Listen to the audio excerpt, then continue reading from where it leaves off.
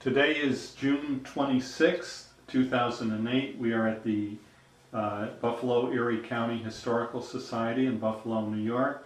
Today we are interviewing Mr. Michael Gettings, who is a Vietnam veteran. And the interviewers are Wayne Clark and Kathleen Vogel-Matthews. Mr. Gettings, for the record, would you please state your full name and your date and place of birth? Yes, my name is Michael James Gettings, and 3/10/1947 in Buffalo, New York. Okay, did you attend school in Buffalo? Yes, I went to high school at Kenmore West in Kenmore. Okay. Prior to that, I lived in Niagara Falls. I went to grammar school in Niagara Falls. Okay, and what year did you graduate from high school? 1965. Okay, and whereabouts did you enter the service, or were you drafted, or did you enlist? I volunteered for the draft. Actually, I tried to enlist in the Air Force. I always had a dream of enlisting in the Air Force and becoming a pilot, but I wore glasses and I had some blood pressure issues, so I was rejected by the Air Force and then volunteered draft for the Army. Okay, and when did you go into the Army? 1967, May of '67. Okay, and whereabouts did you go for your basic training? Fort Dix, New Jersey, in May, and then onward to Fort Gordon. Okay, what was basic training like for you? Was it your first time away from home? Yeah, I think it was. I didn't go to college. It was out soon after high school, and yeah, it seems like I had done some traveling before that to the West Coast and so on, but it was the first time actually extended time away from home at Fort Dix. Okay, and after your basic training, where did you go? Yeah, I think it was Fort Gordon. Now it was Fort Gordon, Georgia, for Okay. communications or radio teletype school. Okay, how long was that school? I think it was 8 to 10 weeks, or maybe 12 weeks. And What did you learn there? teletype, radio teletype communication, Morse code first, and then we advanced on to radio communication, including teletype. Okay, and where did you go from there? I went to Fort Benning after that, because at that point we were assigned an aviation detachment. There was probably 8 to 12 detachments that were being assigned to Vietnam. And so we stationed at Fort Benning to get all our gear and everything put together at Fort Benning. Okay, and how long were you at Benning for? Well, I think a couple months. I think, as I recall, it must have been a couple months because we left for overseas in April of '68. Okay, did you go over with an entire unit? Yes. Like I said, there was probably 8 to 10 detachments. We all left together. We assembled at Fort Benning and then left from Fort Benning and flew to San Francisco, which is, to me, interesting because the night we flew to San Francisco, the night we flew over Memphis, Tennessee was April 4th, 1968, the night Martin Luther King was assassinated. And when we got there, I distinctly remember the pilot mentioning Memphis, Tennessee, and then when we got to San Francisco, we found out that he was assassinated that night, which is kind of certainly a memory that you don't soon forget.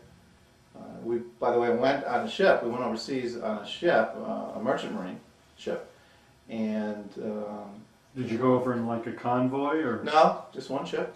Okay. One ship out of San Francisco under the Golden Gate Bridge. And our group, which again had all our equipment, air traffic controllers, and the communication group, and again 8 different detachments, we all had our own equipment to take over the airfields that we were assigned to.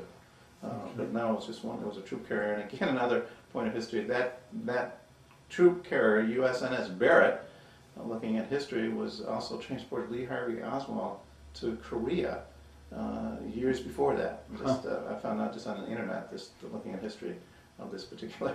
I'm not sure that's a good thing to remember, but. And how long was the trip over to Vietnam? 21 days, and it was like the whole world was just ocean. I can certainly remember that when a plane flew over, you'd think it was Christmas, just because it was another person or another thing you could look at versus just the sea. We were with Marines as well, but we were Army, and luckily our commanding officer was Lieutenant Colonel, so he was the most high-ranking officer on the ship, so we didn't really get too bad in terms of duty. And what was the food like on ship? Was it It was fair. It was good. There was one holiday. No, it wasn't a holiday actually. It was a time that I think when we got to Vung Tau, that we had a great meal. I think they gave us I can't remember what it was now, but maybe it was steak, and it was better than most days. But the food was fine. Other than in the Navy, I guess it's a galley, and we had some rough weather and hit a typhoon or edge of a typhoon, and I'd go down. And again, I was hungry. I just remember going down the stairs and waiting to get something to eat, and just looking. There was food all over. I mean, there was food on the walls, the ceiling. I mean, there was just food everywhere. And I just remember, and of course, the tables have trays. They have lit borders on the table, so the food, the trays don't slide off. And I remember trying to keep the food that I got, and there was no way. An orange flew by, and I grabbed the orange and left, but the floor. I would just slip. You couldn't hardly walk, but I just remember that. But I enjoyed it. The trip was interesting. I did not get seasick. It was a lot of times I was up on the deck and so on. But an interesting trip to go overseas. What was it like when you departed the ship? What was the climate and the temperature like? Hot, yeah, I remember that. Warm, hot. We stopped at Naha Bay, the Philippines. I think that's where it was initially, but then it was Vung Tau. And I remember it was hot. It was warm, and of course when we got there, they weren't ready for us. So we had to stay out in port for some time, and then finally we were able to get to where we were going to disembark with all of the equipment we had. And I just remember it was hot. We didn't have any food. In fact, we didn't have any. We had our weapons, but no ammo. And I remember trying to have some food with sea rations. I didn't know how to use they used to call it P-38. Yep. And I'm left-handed, so I couldn't use a P-38. It was the first time And a friend of mine was there, and he wasn't going to help. I had to learn how to use that P-38 pretty quick to get the food. But in fact, now I carry one with me because I learned how to use it. But just the weather was hot. We were again at Vung Tau. There was a little bit of mismanagement or miscommunications. And then we were assigned to a place called Dong Tam, the 9th Infantry Division in south of Saigon, and we were transported to Mito. Now, how did you get down there? We were transported by a Caribou, C-5A Caribou, if I can remember that, but it was a small plane, and just our detachment of, again, about 12 or 14 people, mostly air traffic controllers and communicators, radio communicators, and the pilot stopped in Mito or landed in Mito and said, and it was near dusk, and said, "Get out of here, you guys. This is not a secure area. Just don't stay here." And left. And we had our weapons, no ammunition because they left our ammunition on the ship, so we had no ammunition. And I remember a kid that was selling coke. Again, the indoctrination and all that. You never trust anybody. And I was so thirsty, but I saw that kid and I wanted to buy that coke bad. And I didn't because I said, "No, I can't do that." So. We got to then, somehow we got through, I think some group came to pick us up in a deuce and a half, some jeeps, and drove us, I don't know how far it was, 20, 30 miles to Dong Tam. And that was your unit? Yes, we took over the airfield. It was a relatively new airfield, small airfield. And the guys, air traffic controllers, we set up the communication area. I think there was something there, but not much for communications and mostly again helicopters, Chinooks, Hueys, C-5As again, or I think that's not right. Anyway. C-130s? No, they were that was too big. Too big. Okay. Yeah, there were smaller ones, and again, they were called Caribou, and I can't remember that. Okay. But that was the biggest one that could come in. Okay. And what was your living conditions like? Were you in tents or hooches or? No, we were in barracks. We moved around. We moved around quite a bit because they didn't really know what to do with us again. And we were down near the they dredged out a bay area in Dong Tam. We were right on the Mekong Delta or the Mekong River. And in fact, the hovercrafts were there from Bell. Army unit was there, and we were down on the bay. For some of the part, or some of the time, but some of the barracks we had otherwise was with the 9th Infantry Division guys, the grunts, and the barracks they were okay. You had your mosquito nets in your fan, and you'd see the roofs. The roofs I think were the metal roof, and they got mortared quite a bit, or rocketed, and there would be holes in the roof and things like that. But bunkers, there'd be bunkers that you could get to at night when the alarm sounded when you were mortared and so on. How often did you get hit? Boy, I don't know. Again, it depends. We were there at the end of Tet. You know, it subsided. There was probably a couple times a week, and again intensified some other times. Just, I guess, as we go, my brother, actually, two things. A good friend of mine that I grew up with that we actually adopted from Riverside. I got my first in-country mail from him, and come to find out that we were stationed. I went over in a ship, and he went in the service after me with the 9th Infantry Division, and we were stationed from about here over to the museum apart. Oh, just really? by coincidence. So that was kind of strange after all those, you know, the time. And then my brother, who was an MP at that time in Germany, decided then he didn't want to stay in Germany, that was too boring. So he came to Vietnam and was stationed at the main gate at Dongtan. So we were all there. Oh my God. And then Pat got hurt. Pat got in a mortar attack, and I was transferred to Benoit about halfway through. I mean, started in D5 and was transferred, and Pat got hurt. And, How bad was he hurt? it was pretty good by a mortar attack, and he did make the bunker, and he got chest wounds, and he ended up in Japan, which I then visited him in Japan, and yeah, I'm pretty sure he's not. I think now he's 100% disabled. He was less than that initially. Now, did he get shipped back to the States? Yeah, he got shipped back at that point through Japan, and I was telling someone just recently, it was right after the Super Bowl in 1969, where Joe Namath won the Super Bowl with the Jets. When he had a chance I got a picture. I should have brought that, and maybe I'll have him come. And he's got a picture of himself meeting Joe Namath in the hospital in Japan. Oh. And after he won the Super Bowl, that's just, again, something that I obviously remember. Now, wasn't it kind of unusual to have three brothers over there? Yes.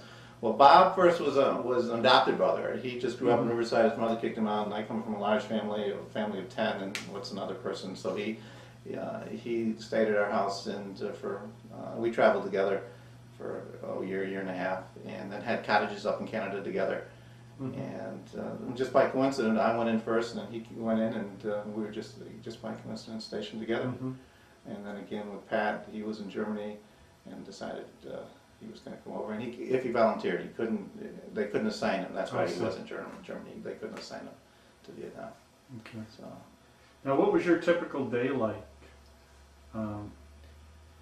Yeah, boy, good question. We ran, it was more an operational thing with the airport, the airfield, I should say. It wasn't an airport, it was a metal platform, maybe a real strong metal. PSP, they call it. Was that what they want? Yes. Perforated steel plating. Okay, all right. And we had a small operation there, and mostly Huey helicopters and Chinook, and I would do the scheduling and do the scheduling for the tower and work with the colonel that was there, lieutenant colonel that was the commanding officer, and on occasion would help get people, transporting people in and out of the airport as well, but more of the scheduling, more of the operations of the airfield. Was it a fairly busy airfield? It was it was pretty busy. A lot of things going in and out. Unfortunately, a lot of times you'd have bodies coming back in, and certainly you recall those kind of things.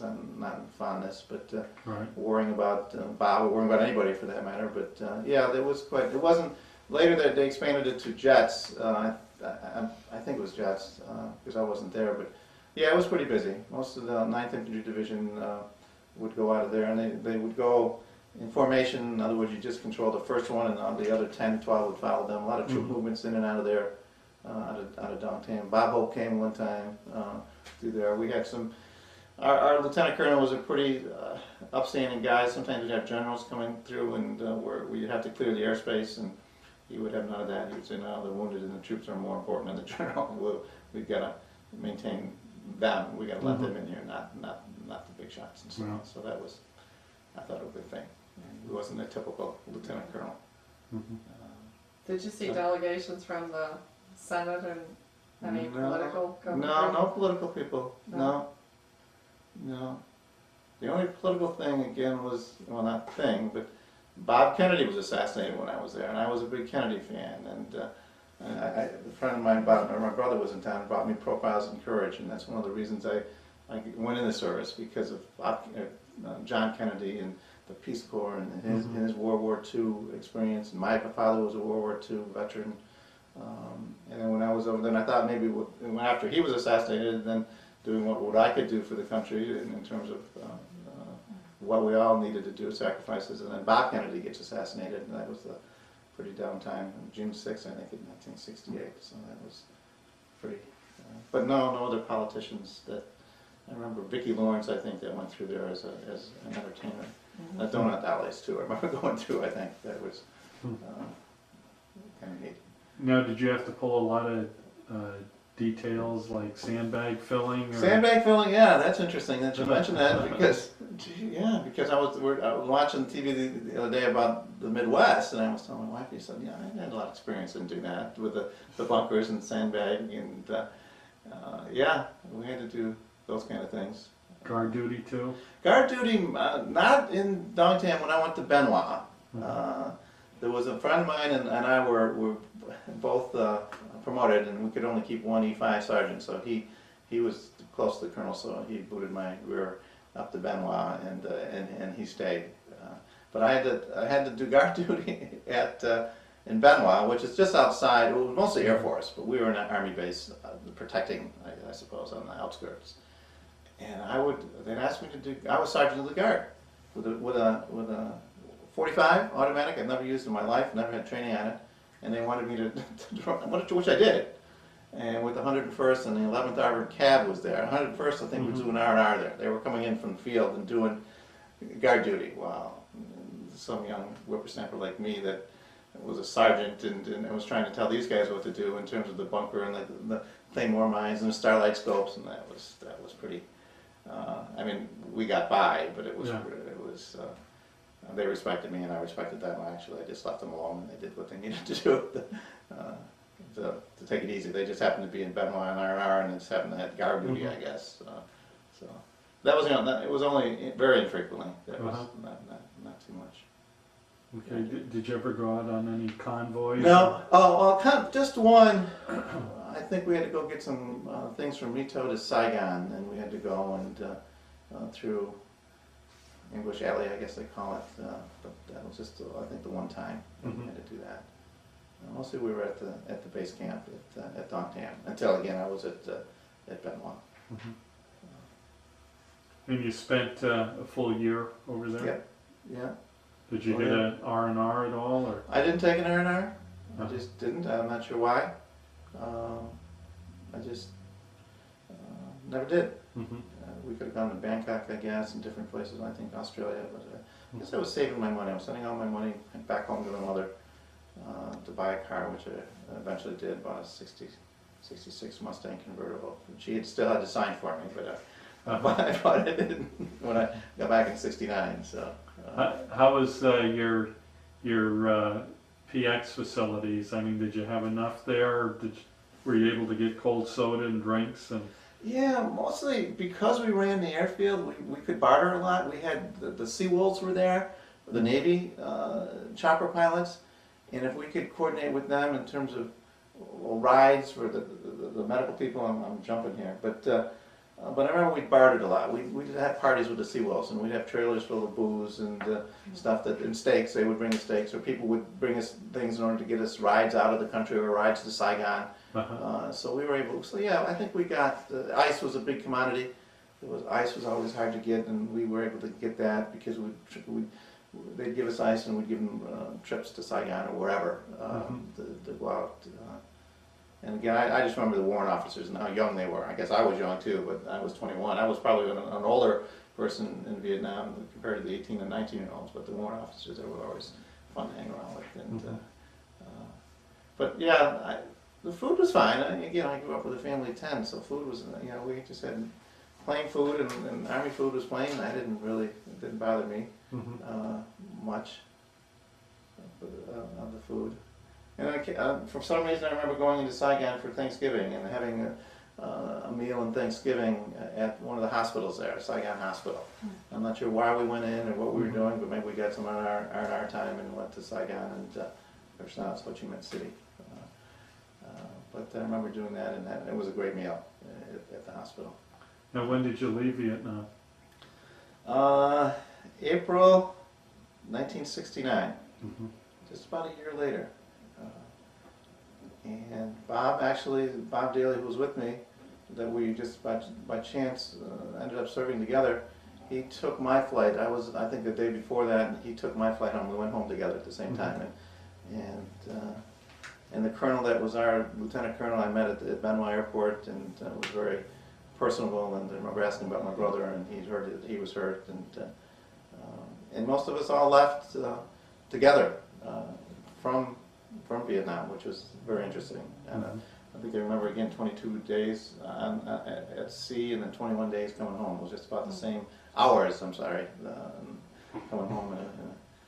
But I certainly vividly remember taking off from the airport there and just feeling the cheers and how people felt when they lifted off on that plane from Saigon. Johnson, I think. And whereabouts did you land? San Francisco, or Oakland. Sorry, Oakland. Yeah. Okay. And went to Oakland, and they had some troop buses waiting for us, but the guys they weren't too keen on doing that, so we took a cab from Oakland to wherever we were going to processing. And I remember some lieutenant chewed us out because we got to the place and we were in a taxi cab, and Mike Richardson, who I still can't find, he was a good friend in air traffic controller, and he just ringed this guy up and down just to get away from just enough's enough. We just got here, and I wouldn't get here, and we didn't want to sit on the troop. Now, were you discharged at that point? Yeah. Or? Yeah, Okay. discharged from right from there. Okay. Clean uniform, clean everything was brand new. You had no desire to re-enlist? No, I wasn't too. It was an unnecessary war, I guess. It was mismanaged. It was just, I'm not sure. And I got involved when I came home with the Vietnam vets against the war, actually, because it was more. It was something that just didn't make sense. The lies that occurred over there, the body counts, things that I was from Bob, that just doing things that they weren't publicized. They were lied. The information that was shared by the government wasn't truthful. And the people were great. The Vietnamese, and I think. You're afraid of them, and I wasn't off of base camp a lot, but no, it wasn't. It was something that didn't sit well, and it was just mismanaged. And even when you're asking about guard duty and using starlight scope and having to call people if you saw something, you'd have to. Before you couldn't take action, you'd have to get the chief's approval, and the chief in our army, and maybe even the Vietnamese. And it was mismanagement. Or mismanaged. One of our big people that were over there, a staff sergeant that went with our detachment, I think he lasted a day and a half. He just broke down, and they had to ship him home right after. And most of us were draftees or young people that were enthusiastic and patriotic, but then were somewhat discouraged as what was really happening and some of the things that were occurring. And again, I guess I've learned a lot since then.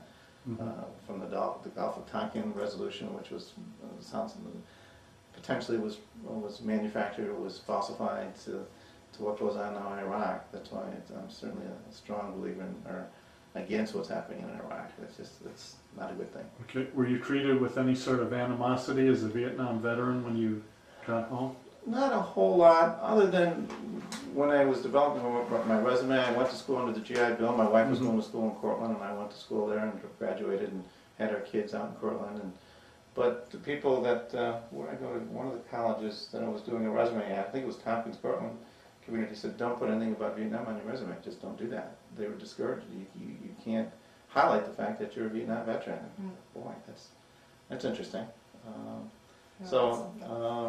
I do remember that, but other than that, other than going down to Buffalo, Kenmore Tavern, and with Bob, and coming back, and people didn't realize you were gone, and wouldn't even buy you a beer. It was just kind of, it was just nothing. I guess you didn't expect much, and so you didn't. I was busy going to school and raising a family at that time. Although I was married right around the time of Woodstock, and I would have been fun to participate in that. We were in Cortland, and a lot of people were going by, but nothing in terms of. That I recall, and again, I guess I don't like to remember bad things anyway. I kind of more positive about things, I suppose. It was an experience, but I guess from a political standpoint, again, that we talked earlier, I could understand George Bush Sr. in terms of being president. I'm more of a Democrat than a Republican, but I respected him, and I can think about what he wanted his son not to serve during Vietnam because of his experience as a World War II hero and shot down and rescued. And I can understand him telling his son, hey, don't get involved with this, join the National Guard and stay away from that. And that's okay. I mean, but then to play the hero, the war hero, is kind of a different take on that. But anyway. Now, how long were you involved with the Veterans Against the War?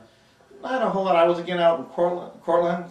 Bob was more involved with that. There was different people locally that my brother was involved as well as a wounded vet. Oh, Bob was wounded too. So a lot of the people that I grew up with, a lot of them have similar values or similar thoughts about, as a Vietnam veteran, about the war, politically and to this day. Bob still goes to Washington and was supporting Ed Kucinich for a long time. My son was very involved with John Kerry. In fact, met John Kerry and told him when he was running for president that, my dad, my uncles believe in you and what you did. In fact, I remember him distinctly when he was involved with Winter Soldiers, I think it was, in the 60s, when he was testifying in Congress about the need to Vietnam end the war and so on. But again, I was away. I was more involved with just supporting their actions and supporting just questioning the war. And I remember working in Cortland.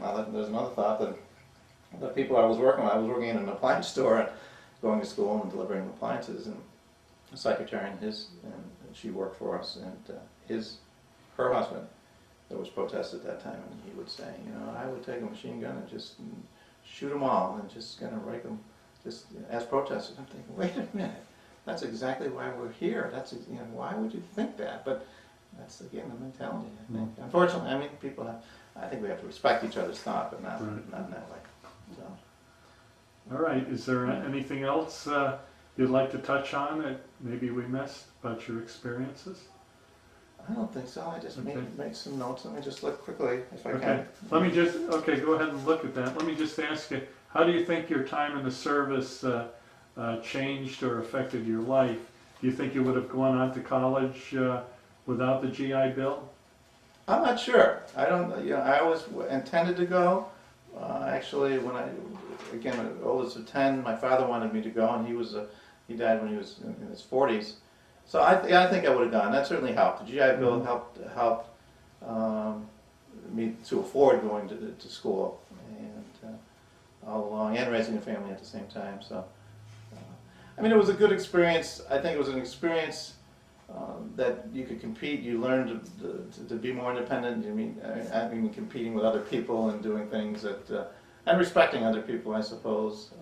The camaraderie was a good thing. I've gone to one reunion in Biloxi, Mississippi several years ago, where the air traffic controllers got together. Now, we weren't air traffic controllers, we were support. So, that I try to keep in touch. Mike Richardson was a good friend that I still can't find. I've looked all over the internet, and there's someone that was a very interesting man, and we really got along well. He was a regular Army guy, but that was a good experience. And the people you meet, that's good stuff. And again, back to my father, and he actually wrote a book about his experience in World War II, and I often think about following up with that. He never published it because he died before he had a chance, but to continue that. I did bring a couple photographs. Oh, sure. If you want. So, yeah. Now that I remember. It's very interesting that your father had a totally different experience. You were obviously influenced by him and the idealism of JFK, and you had a totally different experience for your part in Vietnam. Yes, I think people sometimes in politics take advantage of that patriotism, unfortunately, and I think that's what's happening to our country now. Unfortunately, I think there's a lot of dedicated people and a lot of people that would do anything they had to, but when they do it for political reasons, that's not a good thing. It's just that's not very clear. Okay, if you can hold that up in front of you, and I can zoom right in on it. It's a little distance to focus. Is what it is. Sorry, I didn't know you were still taping. Yeah. Okay, and that That is you? Yeah, that's me in Benoit. 20, 21? 21, I think. Yes, I did 21. Yeah, I look same now, don't I? Very much. Okay. In spirit. And I have more, and I couldn't find them. This is Bob, and that's myself. Now again, I have one with Bob, myself, and my brother Pat, all three of us, and that's the one I want to bring. I told Pat about this, so he'll hopefully call you. Bob certainly. Bob Daly? Bob Daly. D-A-L-Y? D-A-L-E-Y. L-E-Y? Yeah, I talked to him in South Carolina, and yes, this is a picture of him, and he's interested in contacting you at some point. He's coming back next week. Okay. So All right. Anything else? that's it, Wayne. Okay, well, thank you very much. Thank you. I think it's a great thing that you're doing. I think oral history is. I mean, we've got a lot of technical things to do, and I think for kids and so on.